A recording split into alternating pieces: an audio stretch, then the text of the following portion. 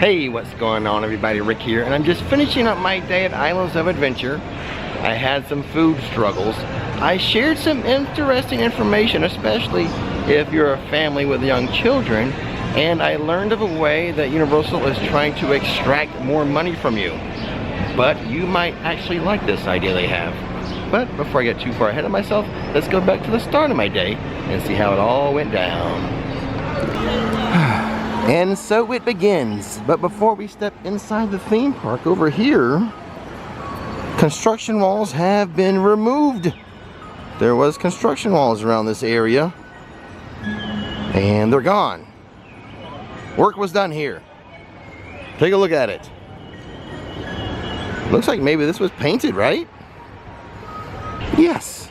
I'm going to say a new, fresh paint job on the floor here. But some construction walls do remain over here next to the wheel call kiosks and toothsomes. Renovation on the rentals area continues, but what's this over here?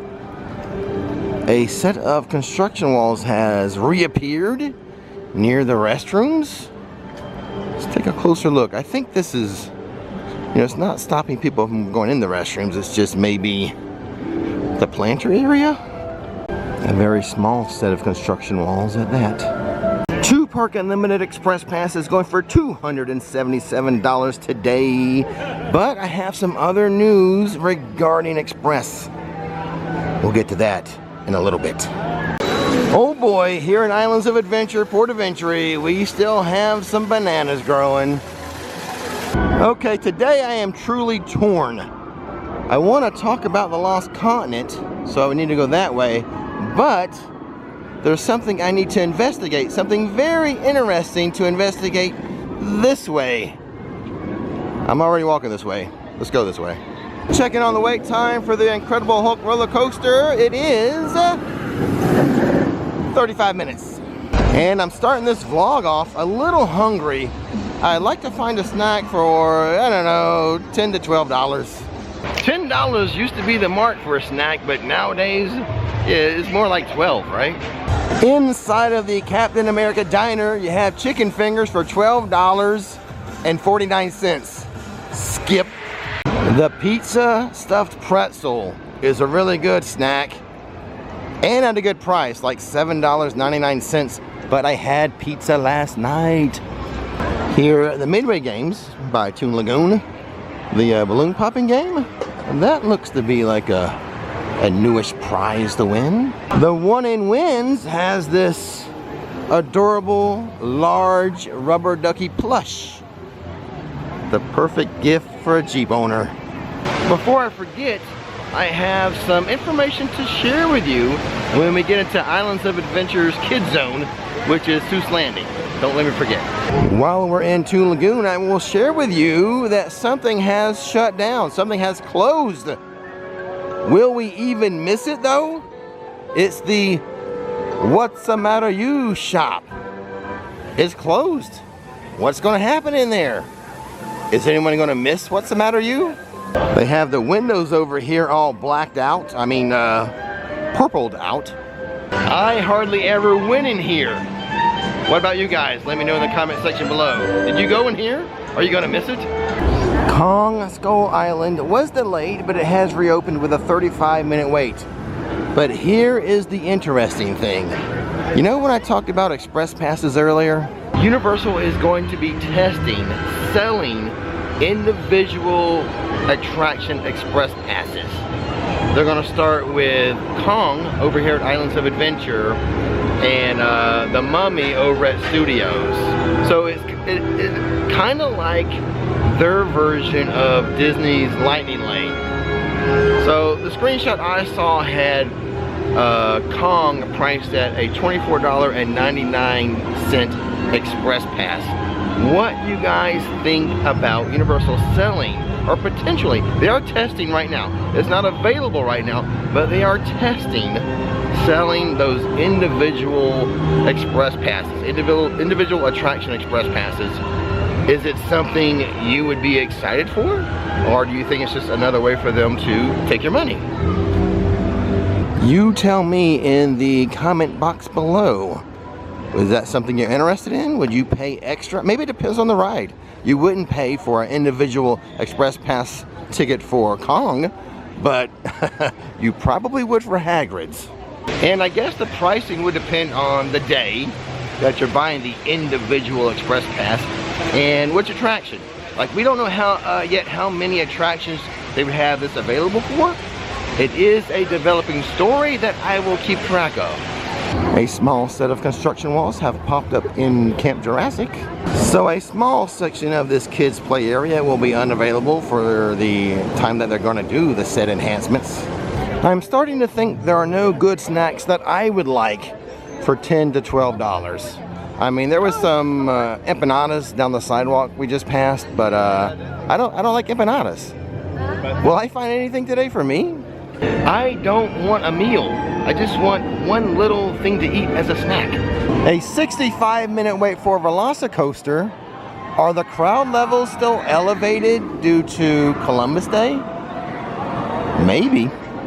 I'm noticing a lot of teenagers in the park too. Are there some schools around the country that have a fall break right now? Today's October 16th. You let me know if you live in an area where the schools are having a fall break right now. And there is some new Harry Potter Christmas merchandise inside of Filch's. I showed that in the last update video. If you haven't seen that Christmas merchandise, go check out that video. I'll leave a link to it in the description box. These two merchandising kiosks are still closed. I'm wondering if they're ever going to open up again, or maybe they just open during the busy season because multiple weeks they've been closed. Maybe they just don't do a lot of sales, I guess. The wait time for Hagrid's is 140 minutes. This is the ride that Universal could make a lot of money on selling individual express passes, right? A lot of people would be interested in that, and a lot of people would pay a hefty amount for an individual express ticket for this. Tell me I'm wrong. Alright, into the Lost Continent. I did have a little something to say about this. So there's been a lot of stuff on the internet recently about permits filed for work to be done here in the Lost Continent. Now, I am not a permit expert, but what I saw online was it looked like the permit was denied, and that the city came back to Universal asking for more specific information on some of the work that was being done, such as some underwater pipes that were going to be capped and things like that. So once again, it comes down to waterworks for Universal. But if you're someone who's more familiar with looking at permits than I am, let me know what your interpretation of the permits are. It looks like the first thing they applied for was denied, and then they have to show their work. Like in school, we're going to deny this, show your work please. And Universal has to show them more detailed work that's going to happen. Anyway, like I said, if you know more about stuff like that than I do, explain it to me in the comment section, please. Like, one thing I specifically remember in that permit was Universal saying they were going to cap like a sewer pipe, but they didn't say exactly where. So the city came back to Universal and like, okay, you said this is going to be capped, but where exactly are you going to cap this sewer line? So just things like that. So maybe gotta get our ducks in a row. Permitting can be like part of the biggest hang-ups when it comes to getting work done at places, you know. So maybe that's what happened with the Mythos waterfall. Universal capped a water pipe or something. Islands of Adventures Kids Zone, if you will, Seuss Landing. And now I can share some fun information with you. This information is not for the Orlando theme parks, but rather Universal's new regional theme park that's going to go in Frisco, Texas. A very family-friendly theme park. They have announced the 7 lands that are going to be featured in that theme park. We're going to have Shrek's Swamp, Puss in Boots Del Mar, Minions vs. Minions Bello Bay Club, the Jurassic World Adventure Camp, Troll Fest, and then SpongeBob SquarePants Bikini Bottom, and lastly the Isle of Curiosity to go in that theme park. Universal says, we envision this park through the unbridled creativity of kids, where infinite imagination, curiosity, and free-spirited play were the core of our design philosophies. It produced a park that's pure joy and an absolute celebration of what it is to be a kid. In addition to the character encounters and the park's many play areas, Universal Kids Resort features multiple sensory gardens designed to give children and families opportunity to pause, reset, and connect. These carefully crafted spaces invite guests to explore through touch, sound, and color in calming, nature-inspired settings. Not sure when that park is going to be completed and open to the public. More information to come soon. Personally, my kids are grown and I don't have any grandkids yet, so it could be a while before I make my way out to Frisco. By the way, every wait time in Seuss Landing was 5 minutes. Also, there's a lot of new Grinchmas merchandise inside of Seuss Landing. I did a video on that already. I'll leave a link to that one as well. Now let's head into CityWalk for a moment.